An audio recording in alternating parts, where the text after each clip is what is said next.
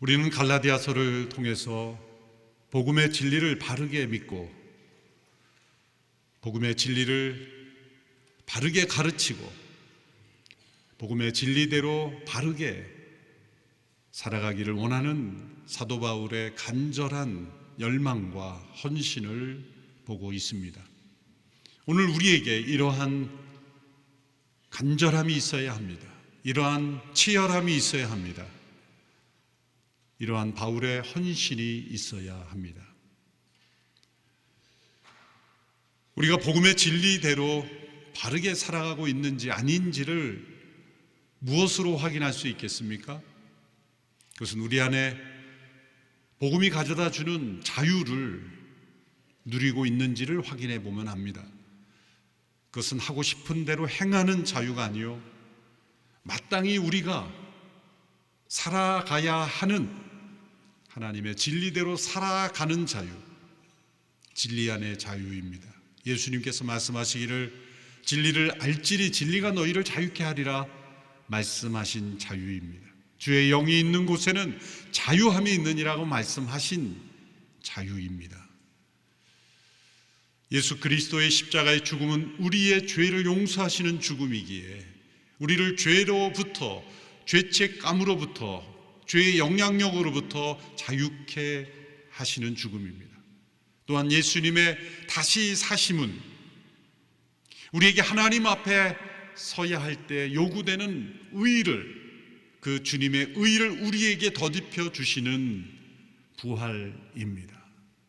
우리 안에는 이 부활의 생명이 있습니다. 예수 그리스도를 믿는 자에게는 이 영원한 하나님의 생명이 우리 가운데 있기에 이 생명으로 우리는 영원한 나라에 거할 수 있다는 복음입니다. 이 복음은 우리를 자유케 합니다. 죄로부터 자유케 하고 율법으로부터 자유케 하고 이 세상으로부터 자유케 하고 죽음의 모든 세력으로부터 자유케 합니다. 그러므로 이 자유는 능력입니다. 자유는 기쁨입니다. 자유는 이 세상의 모든 유혹을 이기고 세상으로부터 오는 모든 시험을 이기고 또한 이 세상으로부터는 모든 재난도 이기는 능력입니다. 타락한 인간의 자유의지는 죄의 종이 되어서 선을 원하지만 죄악으로 끌려가는 종된 인생을 살았지만 예수 그리스도의 보혈로 구속받은 영혼의 자유의지는 죄를 이기고 유혹을 이기고 시험을 이기고 이 세상이 가져다주는 모든 절망도 이기는 승리의 선택을 할 수 있는 자유입니다. 우리 안에 있는 자유의지는 어떤 방향으로 흐르고 있습니까? 죄의 종된 방향으로 우리의 자유의지가 무기력하게 살아가고 있습니까? 아니면 죄를 이기는 자유의지로 성령의 인도하심을 따라 승리하는 자유의지가 되고 있습니까? 사람들은 끊임없이 이 복음을 변제시키려고 합니다. 자기 스스로 무엇인가를 할 수 있는 것처럼 타락한 자유의지가 하나님 앞에 마치 의를 이룰 수 있는 것처럼 자신의 행위와 노력 그 무엇을 덧붙이려고 합니다. 한 시대의 사상과 또 시대의 흐름에 상황을 덧붙여서 복음을 훼손시키려고 합니다. 갈라디아 교회에 몰래 들어와 그 성도들이 바울로부터 들었던 복음을 훼손시키려는 사람들은 율법도 함께 지켜야 된다라고 가르쳤던 거짓 선생들이었습니다. 그들은 왜 예수님을 믿는 것 외에 예수님을 믿긴 믿지만 그것으로는 불충분합니다. 복음을 함께 지켜야 합니다. 왜 그런 주장을 했을까요? 과연 그들이 율법을 지키는 것이 정말 좋아서 했을까요? 율법을 지킴으로 그들이 뭔가 하나님의 능력을 덧입었기 때문일까요? 아닙니다. 그것은 그들이 익숙했기 때문입니다.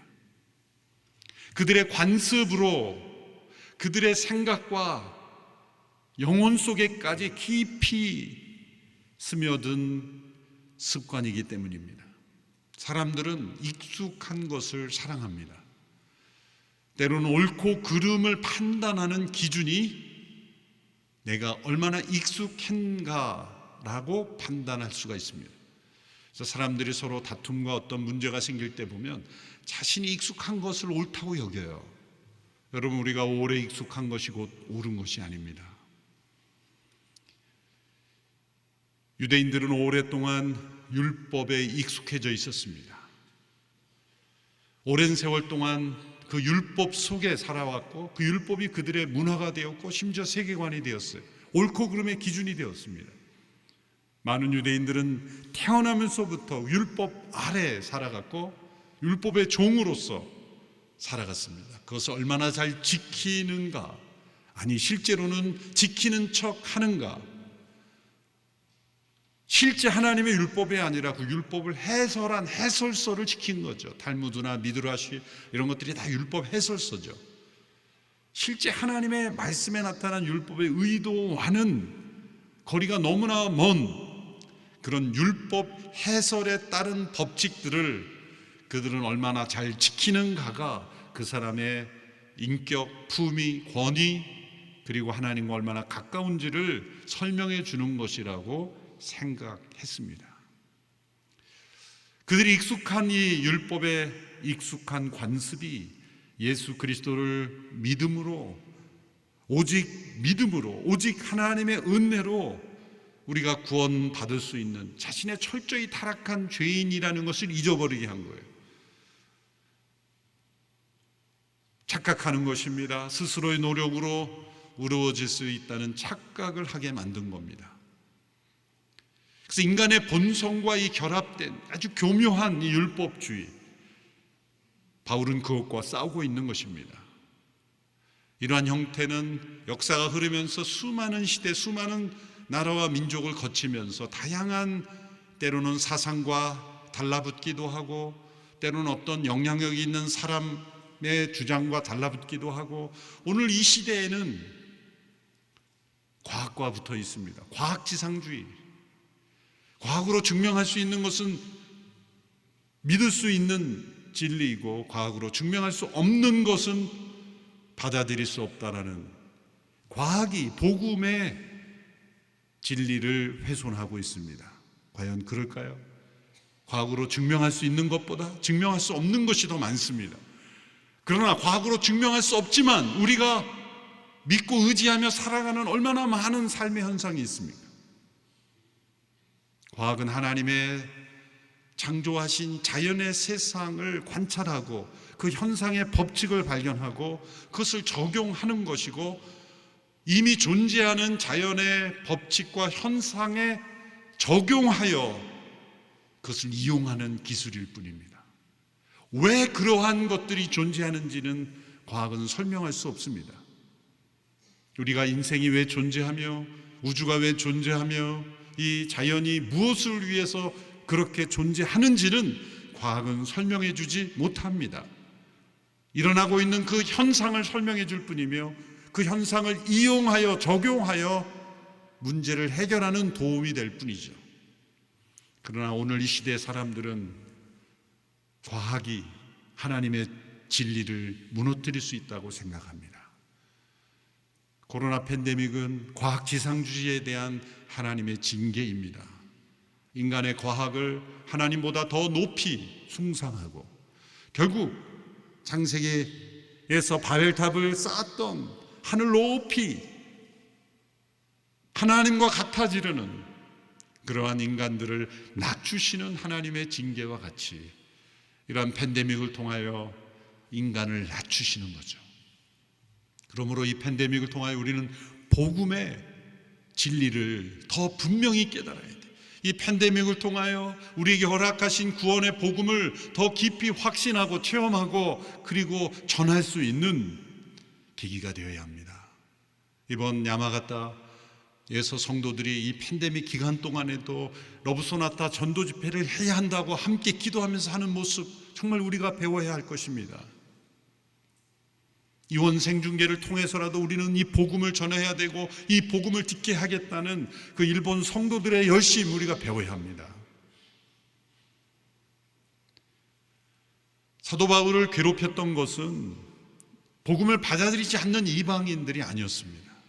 먼저 이 복음을 듣고 예수님을 믿었으나 그들이 익숙한 이 율법의 종이 되어서 그 율법으로부터 자유케 한 복음을 훼손시키는 유대 그리스도인들이었습니다. 그들은 끊임없이 바울을 따라다니며 괴롭혔습니다. 그러던 가운데 하나님께서 바울에게 예루살렘을 방문하라는 계시를 주십니다. 그래서 바울은 두 번째로 예루살렘을 방문하게 되죠. 사도 바울은 이 예루살렘 방문 이후에 일어난 세 가지 중요한 사건을 통하여 복음의 진리대로 바르게 믿고 전하려는 자신의 헌신을 고백하고 있습니다. 첫 번째 사건은 그가 예루살렘을 두 번째로 방문할 때 헬라인 디도를 함께 동참시킴으로 일어난 일들에 대하여 설명하고 있습니다. 오늘 본문 2장 1절에 보면 그 후 14년이 지난 후 그가 하나님의 계시로 예루살렘을 방문했다고 말합니다. 여기서 14년은 그가 첫 번째 예루살렘 방문, 그가 회심한 이후 3년 후에 예루살렘을 방문했습니다. 그리고 그 예루살렘의 여러 주당에서 전도할 때 바울을 죽이려는 유대인들의 공격이 있었습니다. 그래서 이 바울이 저 가이사랴 지역을 통과하여 길리기아 지방까지 그리고 다소에 이르러서 거기에 체류하게 되었죠.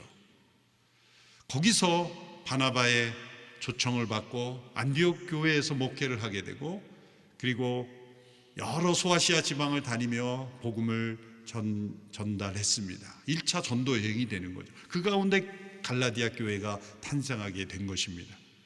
그렇게 14년이 흐른 겁니다. 그러니까 회심한 시점으로 말하자면 18년이 되는 거죠. 18년 동안 바울은 여러 이방 지역을 다니며 복음을 전했습니다. 여러 교회가 탄생했습니다. 많은 이방인들이 주께로 돌아왔습니다.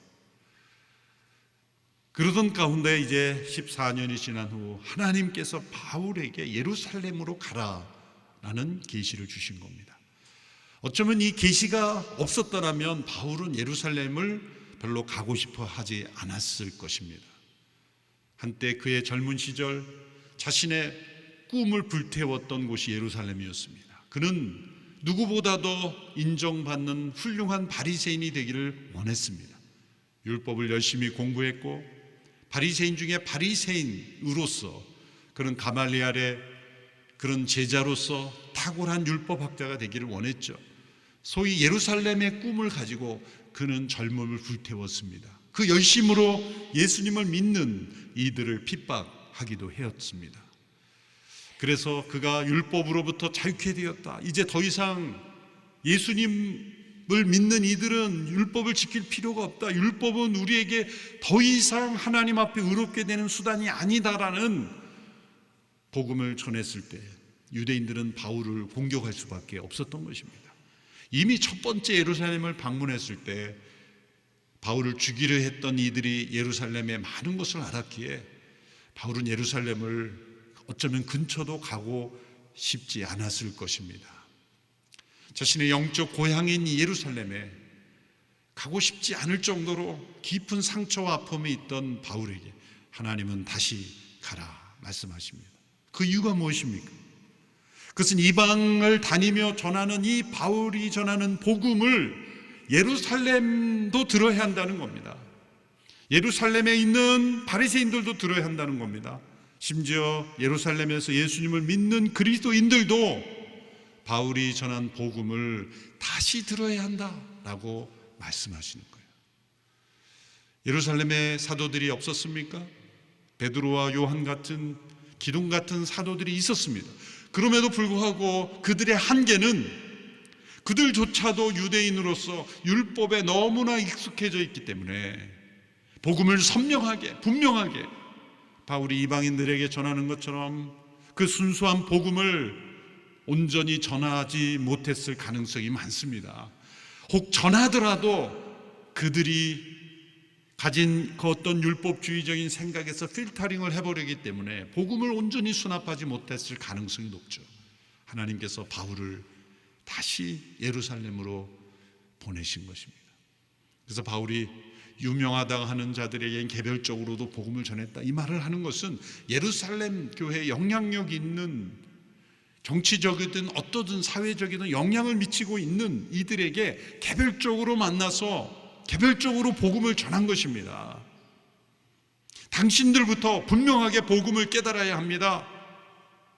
그렇게 개별적인 방문까지 하면서 열심히 복음을 전한 겁니다. 이 사실은 우리에게 어떤 도전을 줍니까? 여러분, 신앙생활을 오래 했다고 생각하시는 분들부터 내가 과연 복음의 진리를 확신하고 있는가? 누군가에게 내가 복음을 말할 수 있는가?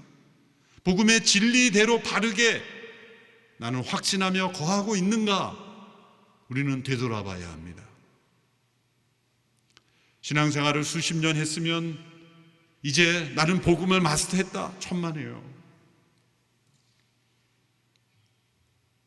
사도 바울은 그의 서신서를 통해서 복음이 무엇인지를 우리에게 전하는 통로가 되었지만, 그는 빌립보에서 이렇게 고백합니다. 나는 아직 잡은 줄로 여기지 아니하고 잡으려고 쫓아가고 있다. 예수 그리스도의 십자가와 부활의 그 능력에 참여하려고 하고 있다. 미국의 유명한 팀 켈러 목사님이 웨스트민스터 신학교 교수 시절에 학생들에게 질문을 했다 그래요. 당신은 복음을 얼마나 깨닫고 있습니까? 그때 학생이었던 한 한인 신학생, 이후에 목사님이 되어서 대화하는 가운데 그 이야기를 하는 거예요. 자신에게 물었다는 거예요. 당신은 복음을 얼마나 깨닫고 있습니까? 그때 자신 있게 이렇게 말했다는 거예요. 한 80% 정도는 깨닫는 것 같습니다.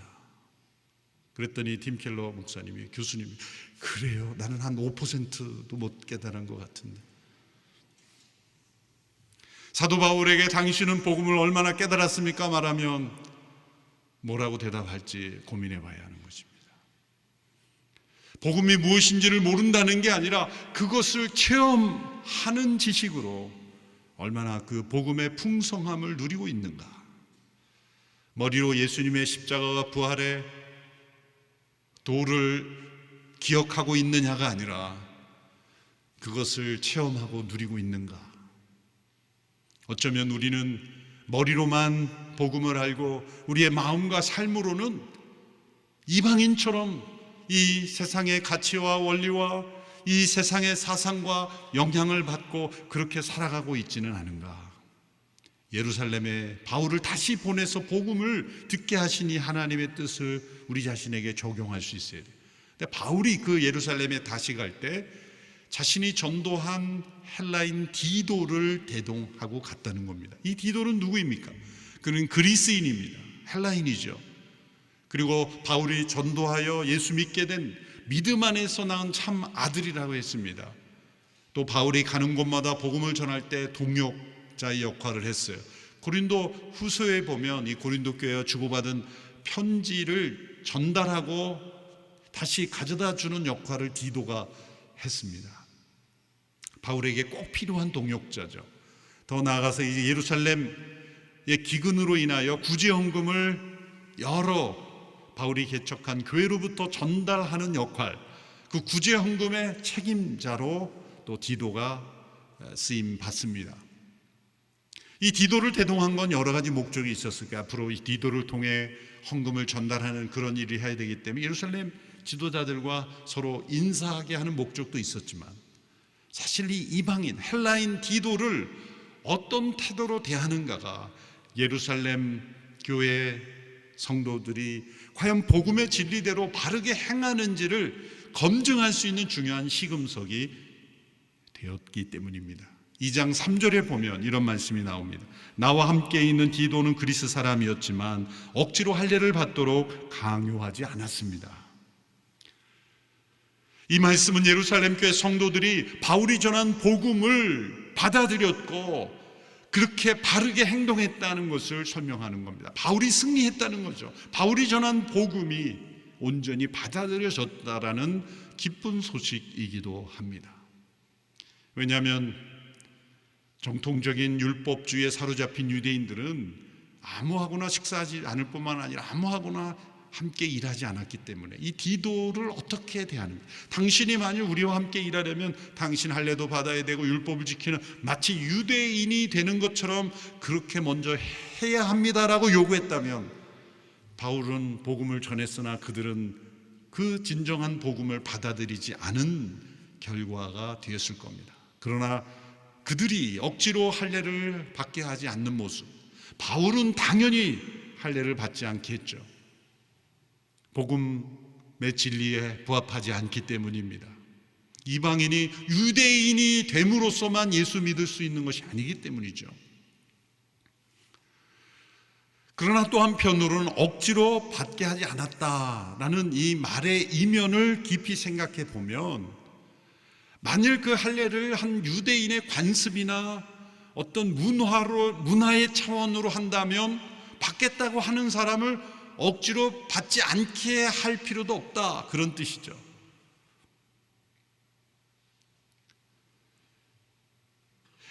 할례를 받음으로 우리가 의로워진다, 하나님 앞에 합당하게 된다라는 의를 이루는 수단이라고 말하는 것은 아니다.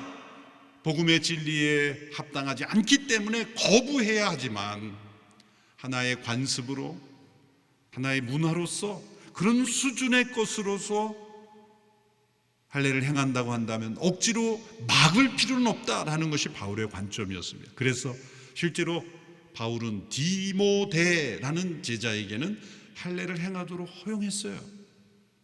앞뒤가 맞지 않는 모습처럼 보입니다. 이방인인 디도에게는 할례를 행하지 않도록 하였으나 디모데에게는 할례를 받도록 허용했다. 앞뒤가 다른 것 아닌가라고 생각할 수 있지만 고린도전서 7장 18절 19절에 보면 이런 말씀이 있습니다. 할례를 받은 상태에서 부르심을 받은 사람이 있습니까? 할례의 흔적을 지워 할례를 받지 않은 사람이 되려고 하지 마십시오. 할례를 받지 않은 상태에서 부르심을 받은 사람이 있습니까? 일부러 할례를 받으려고 하지 마십시오. 할례를 받았든지 안 받았든지 그것은 문제가 아닙니다.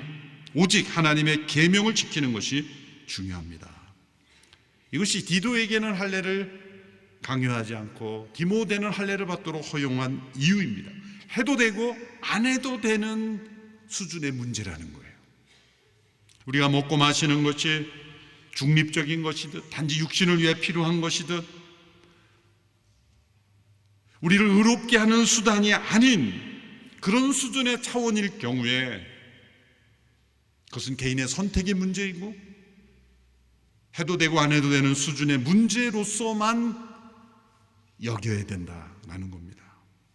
만약 나는 유대 민족이기 때문에 유대 민족의 어떤 사인으로 나는 거기에 참여하겠다고 한다면 해라 라고 말할 수 있는 거예요.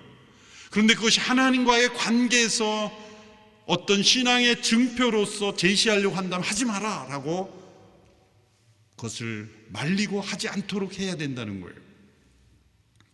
디도가 그리스 사람으로 예루살렘에 함께 대동하여 동참하고 또한 그가 이제 예루살렘 교회와 함께 일하는 일꾼으로 세워져야 할 텐데 그를 억지로 할례받지 않도록 한 것, 그것이 예루살렘에 다시 방문하여 복음을 전한 바울 사역의 열매를 보여주는 것이다 라는 겁니다. 그것은 또한 갈라디아 교회의 거짓 선생으로 마치 예루살렘 성도들이 다 율법을 잘 지키면서 신앙생활 하는 것처럼 거짓 소문을 낸 이들에 대한 분명한 대항과 설명이기도 한 것입니다. 둘째 사건을 말합니다. 그것은 예루살렘을 방문했을 때 주요 사도들과 교제 악수를 나눈 일을 말합니다. 9절과 10절의 말씀을 같이 한 목소리로 읽겠습니다. 시작. 기둥같이 여기는 야고보와 게바와 요한은 하나님께서 내게 주신 은혜를 인정하고 나와 바나바에게 교제의 악수를 청했습니다. 우리는 이방 사람에게로, 그들은 할례받은 사람에게로 가도록 하기 위함입니다. 다만 그들은 우리에게 가난한 사람을 생각해달라고 당부했는데 이것은 나 또한 힘써 행해 오던 일입니다. 기둥같이 여김받던 야고보, 이는 예수님의 형제 야고보이죠. 예수님의 제자였던 세베대 아들 야고보는 헤롯 아그리빠에 의해서 사도행 12장에서 이미 순교당한 이유입니다. 또한 베드로, 게바는 베드로죠. 요한, 세베대의 아들 야고보와 형제였던 요한, 이 세 사람이 예루살렘의 중요한 기둥 같은 지도자였습니다. 이들과 바울이 방문할 때 함께 갔던 바나바와 디도, 이 세 사람이 서로 교제 약수를 했다는 겁니다. 이것은 서로 인사 나눌 때 하는 악수가 아니라 교제 약수라는 일종의 관용어입니다. 이것은 어떤 문제에 대하여 서로 대화와 토론을 통해서 의견을 일치를 했을 때 합의를 하는 어떤 모습을 가리켜 교제 약수를 했다, 이렇게 이름을 붙이는 겁니다. 영어 성경 몇 개의 번역을 보면 The right hand of partnership, 이런 번역을 했어요. right hand, 오른손이라는 거죠. 당시에 긍정적인 합의를 이루었을 때는 오른손으로 악수를 하고, 부정적으로 합의가 깨졌을 때는 왼손으로 인사를 하던 관습에 근거하여 오른손으로 악수를 함으로 이제 파트너십이 생겼다. 이것은 서로 간의 어떤 합의를 통해 어그리먼트가 만들어졌다는 것입니다. 어떤 합의와 일치를 보았습니까? 야고보와 게바 요한은 유대인 중심으로, 바울과 바나와 디도는 이방인 중심으로 사역하기로 서로 결정을 하고 합의를 했다는 겁니다. 그것은 바울은 유대인은 전혀 만나지 않고 베드로는 이방인을 전혀 만나지 않겠다는 게 아닙니다. 큰 방향에서 서로의 소명을 인정하고 권위를 인정해 주기로 했다는 겁니다. 이것이 왜 중요합니까? 갈라디아 교회에 가만히 들어온 거짓 교사들은 바울의 권위를 폄하했습니다. 바울의 사도권을 부정했습니다. 이것은 고린도 후서에서도 나타난 문제와 동일한 거의 비슷한 문제이기도 하지만 바울이 전한 복음을 무너뜨리려고 했던 거예요. 그런데 보십시오. 예루살렘을 방문했을 때 야고보와 게바 요한이 바울과 바나바 디도와 함께 교제 약수를 통해서 그들이 전하는 복음이 그 예루살렘 사도들로부터 배운 것이 아니라는 것입니다. 예루살렘의 사도들이 주님께로부터 직접 복음 전할 사명을 위임받은 것처럼 바울과 바나바도 직접 주님께로부터 복음을 전할 권위를 위임받았다는 것입니다. 이것을 바울이 말하는 것이 중요한 것입니다. 세 번째 사건을 바울이 설명합니다. 그것은 안디옥에서 일어난 일입니다. 안디옥에서 베드로의 위선을 책망하게 된 사건이죠.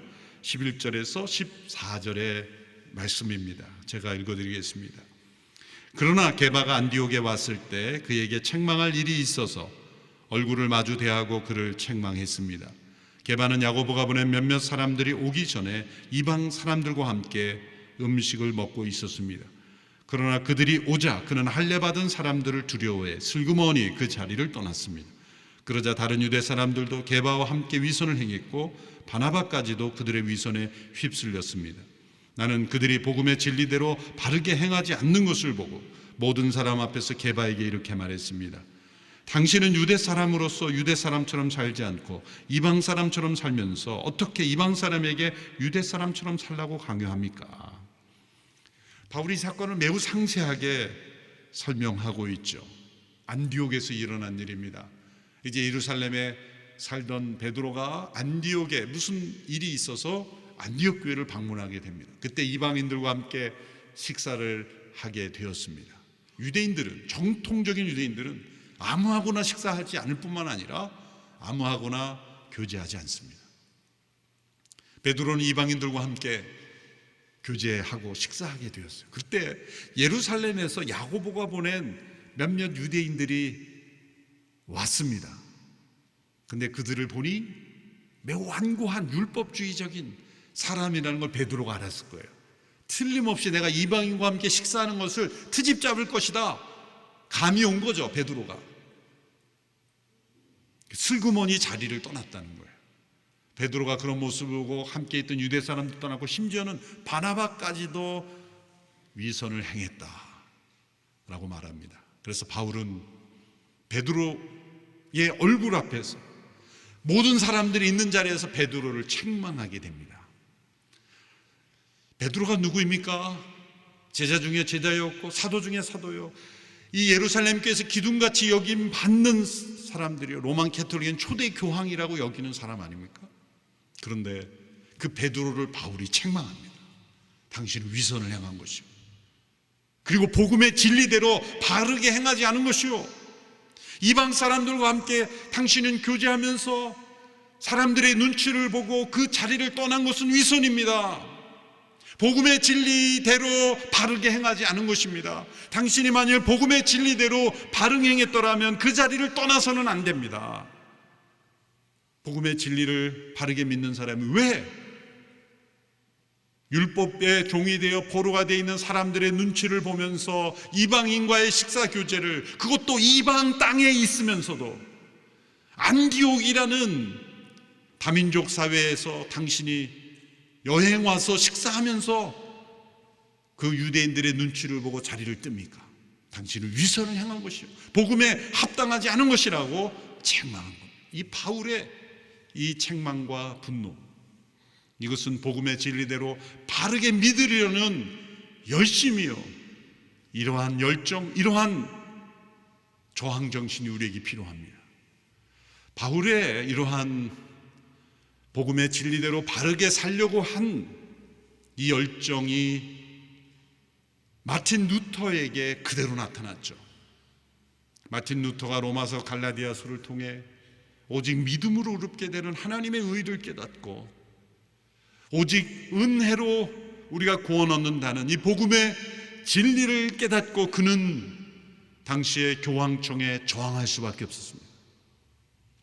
당시 루터가 쓴 로마서나 갈라디아서 주석들을 보면 교황청에 대한 얘기가 많이 나와요. 왜냐하면 로마 교황청은 복음의 진리를 가리우는 본산지였기 때문이에요. 마치 베드로 시대의 예루살렘의 율법학자들이 복음의 진리를 가리우는 본산지가 됐던 것처럼 루터 시대에는 로마 교황청이 복음의 진리를 가리우는 본산지의 역할을 한 거예요. 루터는 로마서 말씀을 통하여 오직 믿음으로 하나님의 의를 덧입으로써 우리가 구원받고 의롭게 된다는 진리를 깨닫고 그는 교황청에 저항했던 것입니다.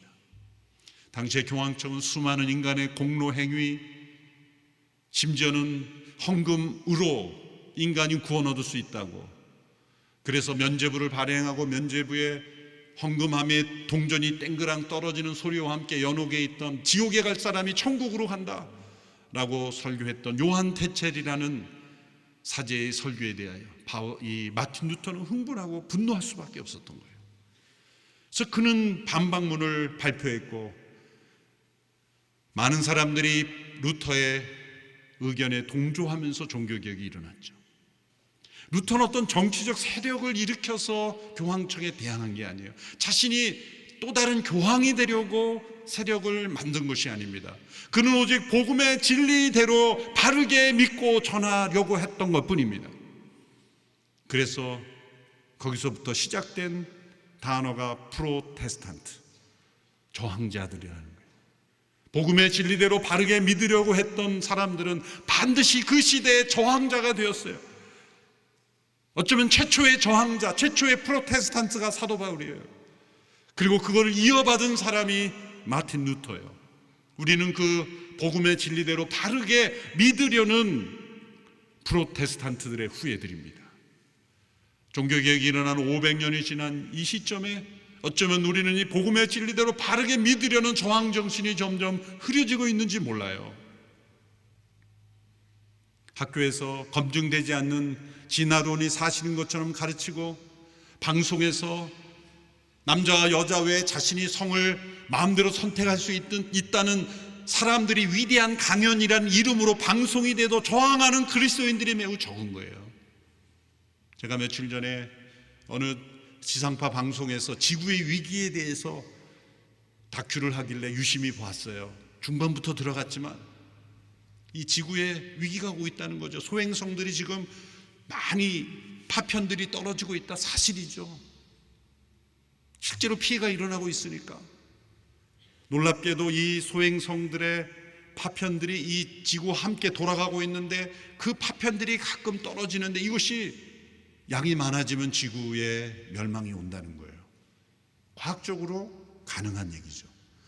다 좋았어요. 그런데 마지막 부분에 한 과학자가 나와서 이렇게 말해요. 이 돌들, 이 소행성의 파편으로 놓은 돌들은 수분이 풍부하고 이 유기질이 많아서 생명이 없던 지구에 생명이 시작된 계기다. 사회자가 그걸 받아서 이 돌이 생명의 기원에 대한 열쇠를 풀어준다고 얘기하는 거예요. 기가 막힌 얘기죠. 여러분 가운데 돌로부터 태어났다고 믿는 분 어떻게 계세요? 나의 생명의 기원은 돌이다. 예전 진화론들은 이 인간보다 못한 하등동물 원숭이 같은 유인론에서 인간이 그렇게 진화되었다고 믿는데 이제는 돌로 갔어요. 돌로. 그건 상상일 뿐이고 추정일 뿐이죠. 똑같은 추정과 상상을 하더라도 완전한 지혜와 완전한 능력을 가진 분이 인간을 하나님의 지혜와 계획대로 창조하셨다고 믿는 것이 더 좋은 추정입니까? 아니면 이 원인을 알 수 없는 소행성의 파편을 한 돌에서부터 생명이 시작돼서 인간으로 이렇게 발전했다고 믿는 게 더 좋은 추정입니까? 그 추정에 따라서 우리 인간의 질이 결정이 되는 거예요.